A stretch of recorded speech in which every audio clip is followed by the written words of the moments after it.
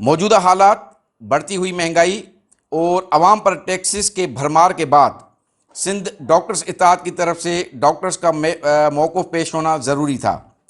Sindh doctors इत्तेहाद का हमेशा से आवाम को सस्ता इलाज फराहम करने का मौक़िफ़ रहा है। हुकूमत की तरफ से तमाम सरकारी मुलाजमीन के ऊपर टैक्स बढ़ाने के साथ डॉक्टर्स पर प्रोफेशनल टैक्स लगाने के ऐलानात से इलाज मज़ीद महंगा होने का ख़दशा पैदा हो चुका है। बदकिस्मती से जिस भी शोबे पर टैक्स लगाया जाता है वो ये रकम अपने मुनाफे से अदा करने के बजाय उसका बोझ अपने क्लाइंट्स या कंज्यूमर पर तकसीम करके पहले से भी ज़्यादा मुनाफा कमाना शुरू करता है।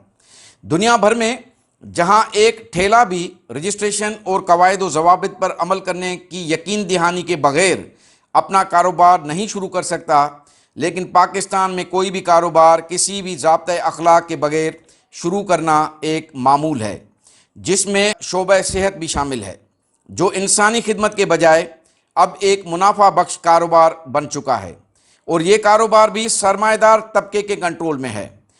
हमारी ऑर्गेनाइजेशन ऐसे डॉक्टर्स के ख़िलाफ़ है जो मरीज़ों की बेहतरी के बजाय ज़्यादा मुनाफा कमाने को तरजीह देते हैं, जिसकी वजह से आवाम में डॉक्टर्स का जो सॉफ्ट इमेज है उस पर मनफी असरात पैदा हो चुके हैं। डॉक्टर्स की अक्सरियत सरकारी व निजी अस्पतालों में दयानतदारी से अपनी खिदमत सरअंजाम देती है, लेकिन ख़ास तौर पर निजी अस्पतालों में डॉक्टर्स की तनख्वाहें कम हैं और उनके हकूक़ का इस्तेसाल ज़्यादा किया जाता है। एक आम तासुर ये भी है कि डॉक्टर बहुत पैसा कमाते हैं और उन पर टैक्स लागू होना चाहिए, लेकिन ये दुरुस्त नहीं है। डॉक्टर्स में एक मखसूस तबका ऐसा ज़रूर है जिसने अपनी फ़ीसों को बढ़ाने के साथ अस्पतालों में भी इलाज को इंतहाई महंगा कर दिया है और आवाम के साथ ख़ुद डॉक्टर्स भी उनकी मुनाफाखोरी से मुतासिर हैं, क्योंकि वो अपनी कम्युनिटी के अफराद को अपने कम्युनिटी के डॉक्टर्स से भी रियायत नहीं करते। एक तरफ मुआयना करने की फ़ीस को हज़ारों रुपए तक पहुंचा दिया गया है, इसके अलावा सर्जरी, आईसीयू और दीगर इलाज की जो सहूलियात हैं उस समेत लेबॉर्ट्रीज़ की जो रेट्स हैं उनको भी बढ़ा दिया गया है।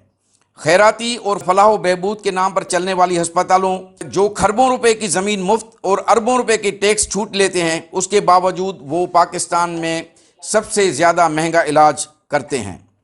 इन हालात में सिंध डॉक्टर इत्तेहाद हुकूमत से मुतालबा करता है कि शोबा सेहत में महंगे इलाज पर फौरी तौर पर कंट्रोल किया जाए और एक कोड ऑफ कंडक्ट के तहत डॉक्टरों की फ़ीसों की हद मुकर्रर की जाए और डॉक्टर तंजीमों से मुशावरत करके इलाज के तमाम तरीके और लेबॉर्ट्रियों का जो रेट है उसको एक फ़िक्स रेट पे मुकर्रर किया जाए, जिसमें मुनाफे की हद कम से कम हो। डॉक्टरों के तनख्वाहों से इनकम टैक्स समेत दीगर टैक्सेस को ख़त्म किया जाए और उनको पाबंद किया जाए कि वो आवाम को सस्ता इलाज फराहम करें। सरकारी अस्पतालों में जो मरीज़ों को आने वाली मुश्किलात हैं उनके लिए डॉक्टर से मुशावरत करके सेहत के निज़ाम को बेहतर बनाया जाए। हमारा हेल्थ जो सिस्टम है, हमारा हेल्थ जो डिपार्टमेंट है, खास करके हेल्थ डिपार्टमेंट जो सिंध का है, वो सारा का सारा हेल्थ डिपार्टमेंट जो है ना वो चला रहे हैं ठेकेदार और जो एजेंट्स किस्म के लोग हैं। और बड़ी बड़ी जो पोस्टें हैं इसमें एमएस है, डीएसओस हैं, एडमिनिस्ट्रेटर, सारी पोस्टें वो करवाते हैं और भारी भरकम पैसे लेके। और इस मामले की वजह से सारा सिस्टम बैठ गया है। मेरिट के ना होने की वजह से सारा सिस्टम करप्शन में चला जाता है, सारी फंडिंग करप्शन में चली जाती है। जो दवाइयाँ, जो सहूलियात मिलनी चाहिए सेकेंडरी, प्राइमरी और टर्शरी हेल्थ केयर यूनिट पे, वो सारी की सारी करप्शन में चली जाती है। आवाम को मिलता है कुछ भी नहीं और फिर उसकी जगह जो डॉक्टर्स बेचारे हैं वो गालियां खाते हैं आवाम की। आप चीजें तो दे रहे हो मगर मेन पावर हमारे पास बिल्कुल नहीं है।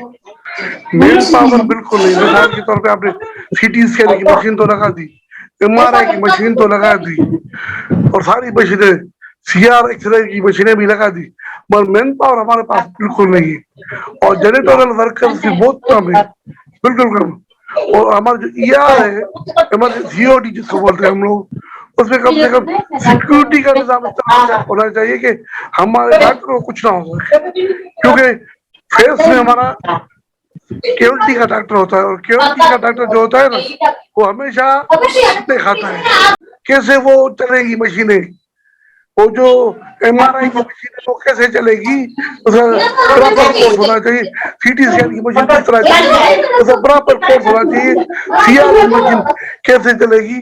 और हमारे पास तो ब्लड बैंक जो है 7 ब्लड बैंक वालों के पास है, तो प्राइवेट है, हमारी अपनी नहीं है, वो किसी की घर जोर से वो ब्लड बैंक को दिया गया है 7 जो प्राइवेट हो, हमारा अपना नहीं है। एक तो ये है कि जो भी अभी जो टैक्स लगे हैं ना यहाँ पर कम से कम होनी चाहिए। पहले ही हमारे मुल्क में गुर्बत बहुत है और फिर ये टैक्सेस लगेंगे, इससे और बर्डन आएगा गरीब लोगों के ऊपर। ठीक है, पहले हमारी माशी हालात बहुत या कमजोर हो गई है, और जब ये टैक्सेस बढ़ेंगे, डॉक्टर अगर फीस बढ़ाएंगे तो और भी बहरान आ जाएगा। पहले पावर की रेशो बहुत है यहाँ पर, इकोनॉमिकल क्राइसिस बहुत है। मैं तो यही कहूँगा या अपने डॉक्टर बिरादरी से और जो मेरे प्राइवेट प्रैक्टिशनर हैं या डॉक्टर दूसरे।